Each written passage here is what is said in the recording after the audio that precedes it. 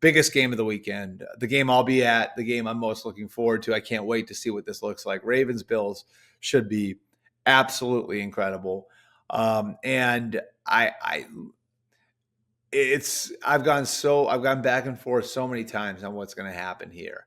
And, really what it comes down to, and this is going to seem like an oversimplification, but we got into the nuts and bolts with the other three games. I think so much of this just comes down to the quarterbacks. And I know that sounds like an oversimplification, but Josh Allen's been so good this year.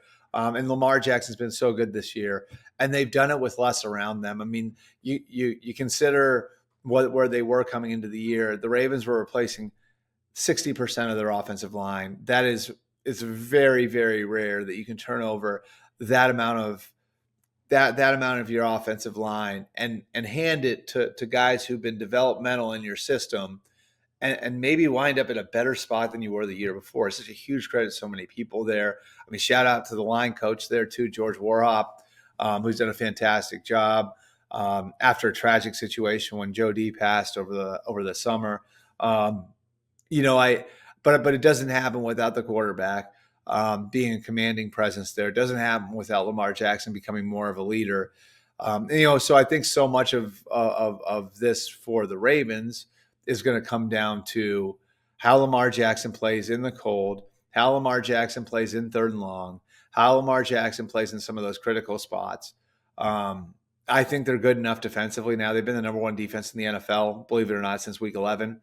Statistically in almost every measure. We know what the run game is. So can you just make those 5 critical throws, like where you're moving the chains, you're keeping the team on schedule. Maybe you fell off schedule a little bit. You're making up for it. I think that's a huge key. And I have no doubt Lamar can do it, though it'll be a little bit more difficult if, say, Flowers can't play. And then, Buffalo, same thing, like they lose Stephon Diggs, they lose Mitch Morris. There are all kinds of moving parts on defense. Josh Allen has to be Superman the same way Lamar Jackson had to be Superman, and Josh Allen is Superman this year. So I think how Josh Allen plays and what he's able to do and create in some of those more critical situations, when you are in 3rd and 9, when you do fall behind in a 2nd and 20 after a penalty, how those situations are managed, I think, will tell the story for Buffalo.